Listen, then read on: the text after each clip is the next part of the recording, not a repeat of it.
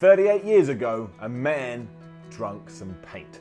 The paint in question was blue, and given that no human being should ever be drinking this liquid, he swiftly vomited it up out of his system onto the floor. As he stared at his sick, however, he noticed what appeared to be a hedgehog sketched out in his puke, and from there, a new video game hero was born. This man was none other than Naito Oshima, and his stomach expulsion soon became none other than Sonic the Hedgehog. My name is Simon Miller, and welcome to the truth behind Sonic the Hedgehog.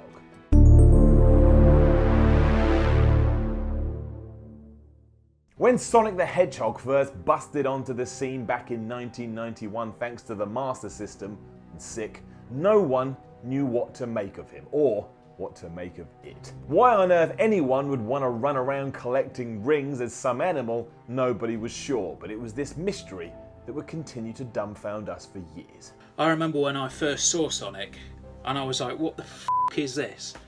I've never seen a hedgehog in my real life and had the urge to be one. So why Sega ever thought that this was a good idea, to this day, I don't know. It was worse because this was the follow-up to that shit Alex the Kid that they'd also tried to spoon off on everyone as somebody that was important. I mean, what were they on? My choice in the early 90s was to either be a spiky creature or a guy with a massive hand. I mean, it was depressing, and I think, to be honest, it still affects me to this day. It's just nonsense. And nonsense it was.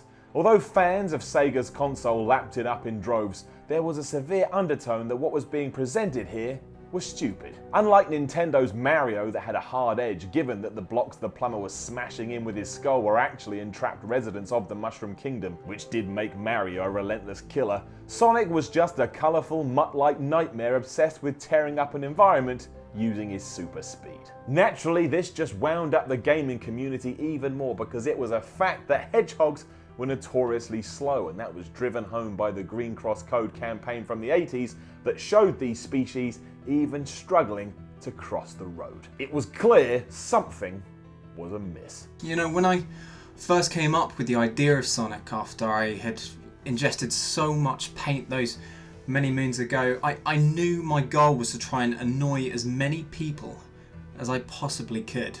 You know, I've always hated the world in many ways.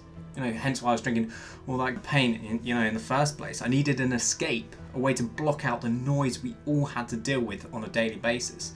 You know, it was such a revelation, however, when this all came to pass. What better way to exact my revenge than by creating a fast hedgehog, which, you know, doesn't make any sense, and then, you know, convincing a huge fan base that this was essentially entertainment.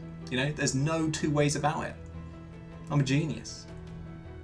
Still am. Oshima wasn't wrong. Despite gameplay that was shallower than a child's paddling pool, the original game would go on to sell around 5 million copies, and even more on top of that, as Sega would come up with countless new ways to shit it back out as the years went on. Seemingly wanting to hide their dissatisfaction with how they'd been duped, gamers went on the offensive, claiming this was a positive step by the developer, and that finally they had something that could rival what Nintendo was releasing on the NES and the SNES. The evidence spoke to the contrary though. As well as the concept itself, Sega would continue to drive this thought home by introducing a giant talking egg as the game's main enemy and abusing the colour green like it was about to vanish off into space.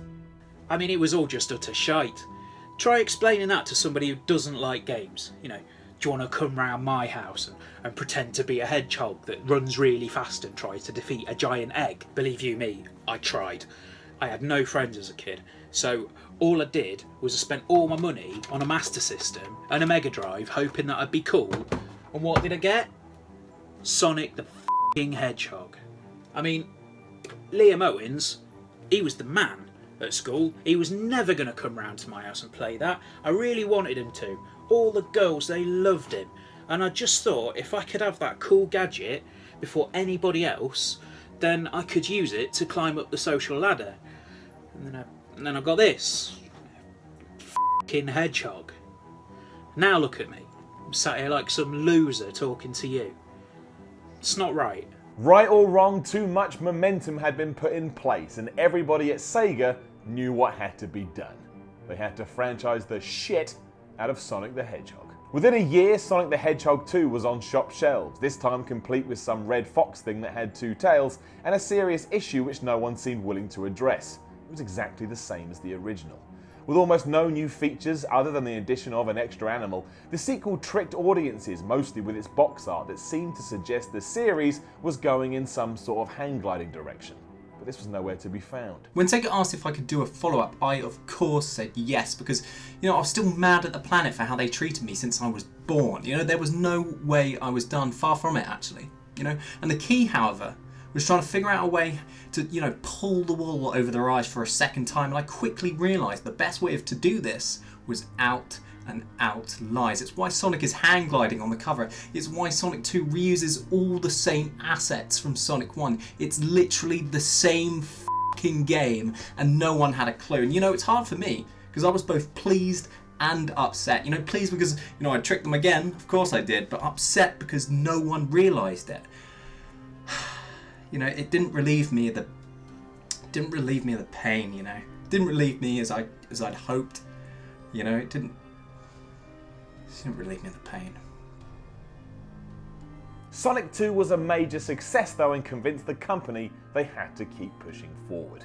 We got a third entry that featured an echidna, whoever the hell that is, named Knuckles, and then Sega came up with a plan. They'd release the same game, but they'd just throw random subtitles onto the end of the name that was Sonic. CD, Chaos, Triple Trouble, Blast, Advance, Rush, Mania. All sounded like some form of drug problem, but the franchise reached truly troubling lows when it released Sonic the Hedgehog in 2006.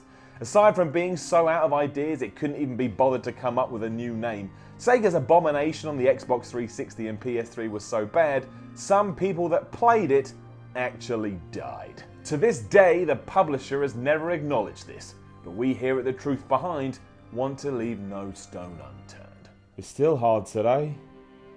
No one ever really talks about little Jimmy anymore because it's just too hard. But I remember every day. He just wanted to play that there Sonic on his computer machine. I don't play him, but even I could tell by looking at it something was wrong. It was terrible. It looked awful. Jimmy only had to touch the controller and Sonic flew off the handle as if he was hopped up on cocaine. And then the frame rate, my gosh, I thought I was having an aneurysm. It all came to a head where this hedgehog started kissing a human girl. It's a human girl. It's too much for Jimmy. There was that. It was over so fast. It's not right, I tell you. It's not right. Why a f***ing hedgehog? Unfazed by such a tragedy, the madness did continue, and Sega proved once again it had no problem duping consumers if it meant money at the end of it. And that's when we got Sonic Unleashed. Throughout the build-up to this release, Sega had claimed that Unleashed was going to be a return to form, that they had looked at the success of the original games and were going to rebuild the whole series in that fashion. It would be retro gold, reimagined for a modern age, a dream within a dream. And then we all sat down to play it, and it had a f***ing werehog in it. And what the f*** is a werehog? I don't know why I stuck with it so long. I really don't. I mean, then they had that f***ing werehog. It was just bad. All around. And I'm to blame. Though, I didn't really have anything else. So I've invested everything into that little blue piece of shit, just hoping that one day it'd get good. And then I won't have wasted all this time. I mean, it may never happen at this point. But I can't think of the alternatives. I just can't. It's been more than 20 years. Even here in 2017, we are only a week or so removed from the latest release called Sonic Mania.